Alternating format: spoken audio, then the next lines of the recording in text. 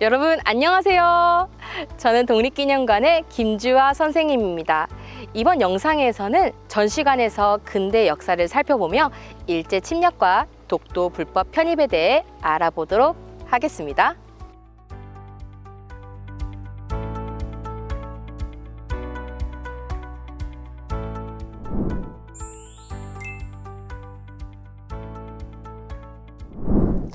일본은 메이지 유신 이후 내부적으로는 왕의 권력을 강화하고 외부적으로는 다른 나라를 침략하면서 제국주의로 나갔습니다.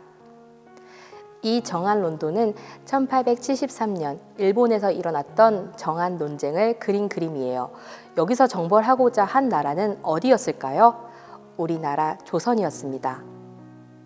이 그림에서는 당시 조선 정벌을 주장하던 사이고 다카모리와 시기상조를 주장하며 반대하던 이와쿠라 도모미 사이의 논쟁 모습을 볼 수 있죠.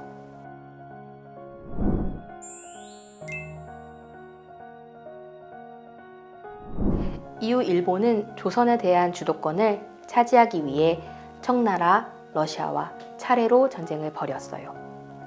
1894년 청일전쟁에서 일본이 승리하자 중국 중심의 동아시아 질서가 해체되고 일본은 조선에 대한 영향력을 확대해 갔어요. 그러나 이어진 삼국 간섭으로 일본은 러시아와 대립하게 되었죠.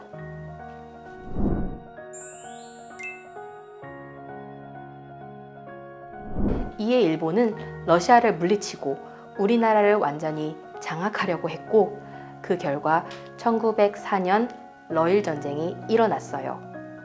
러일 전쟁 중 일본은 1904년 한일의정서 체결을 강요해 대한제국의 인력과 자원을 전쟁에 이용했어요. 이 한일의정서로 일본은 대한제국 시정에 대한 간섭과 일본군의 자유로운 활동, 군용지 징발권 등을 보장받았어요. 여기 제4조를 보면 군사상 필요한 지점을 적절히 사용할 수 있다라는 내용이 있죠. 이를 토대로 일본은 군사 전략상 중요한 지점인 독도에 막루를 설치했어요.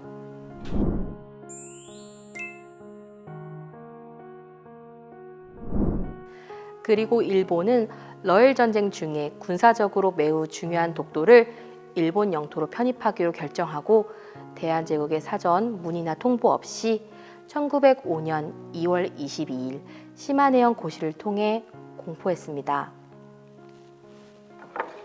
여기 팻말을 보면 일본은 우리나라를 침략하는 과정에서 1905년 독도를 불법 편입했고 이로써 독도는 일제 침략에 희생된 첫 번째 땅이 되었다는 것을 알 수 있어요. 일본은 당시 독도를 주인 없는 땅이라고 주장했는데 앞선 영상에서 배운 것처럼 독도는 우리나라 문헌에도 일본 문헌에도 우리 땅으로 기록되어 있었어요.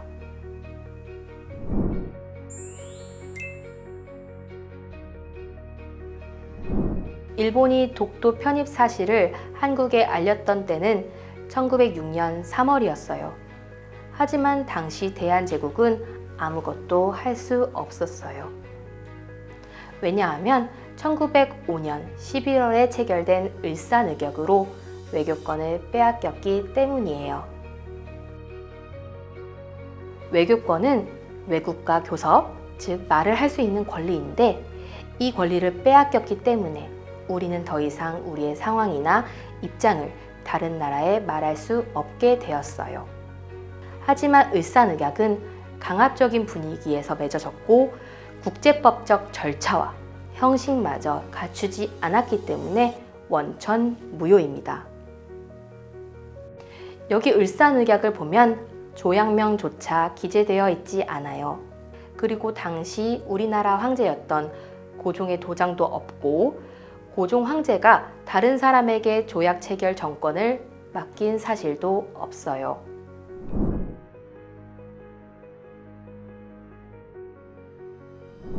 이렇게 강제로 맺어진 을사늑약은 우리나라 사람들의 공분을 샀고 많은 저항이 있었어요. 고종 황제 또한 을사늑약에 반발하고 을사늑약이 무효라는 사실을 폭로하기 위해 1907년 제2차 만국평화회의에 헤이그 특사를 파견해요. 여기서 특사 3인은 누구일까요? 이준, 이상설, 이휘종입니다. 헤이그 특사들은 비록 회의장에 들어가지 못했지만 공고사를 통해 한국의 입장을 알리고 을사늑약 무효를 선언했어요. 그러자 일제는 이 사건을 빌미 삼아 고종 황제를 강제 퇴위시켰어요. 이렇게 우리는 일제의 침략에 강력히 저항했으나 1910년 8월 22일 한일 병탄 조약이 체결되고 8월 29일 공포됨으로써 우리는 1910년 8월 29일 국권을 상실하고 말았어요. 일제는 한국을 강점하면서 어조가 과격하지 않도록 병합이라는 용어를 사용했지만 한국 병탄은 무력을 앞세워 이루어진 강점이었어요. 이후 우리의 삶은 어땠을까요? 우리를 강점한 일제는 무력을 동원해 폭력적이고 억압적인 지배를 했고 3.1운동 이후에는 교묘하게 민족 분열 통치를 합니다. 그리고 1930년대 들어 침략 전쟁을 확대한 일제는 민족 말살 정책을 본격화하였으며 한국의 물자와 인력을 강제 동원했죠. 그렇지만 독립을 위한 우리들의 노력은 끊이지 않았고 1945년 일제로부터 독립했어요. 우리나라가 독립을 하고 독도를 비롯한 우리 땅을 되찾은 후 일본은 독도가 일본의 고유 영토라고 말을 바꾸어 주장하기 시작합니다. 하지만 여러 자료에서 본 것처럼 독도는 한국과 일본의 오랜 역사 속에서 한국의 영토라고 인식되었어요. 그리고 한국이 독도에 대한 지배권을 잃었던 것은 일본의 제국주의 침략 때문이었죠. 일본이 독도에 대해 아직도 권리를 주장하는 것은 다른 나라를 침략했던 과거를 반성하지 않는 것이고 평화 공존을 위한 오늘날의 노력에 어긋나는 일입니다. 이러한 상황에서 우리는 어떻게 행동해야 될까요? 이에 대한 이야기는 다음 활동에서 계속하도록 하겠습니다.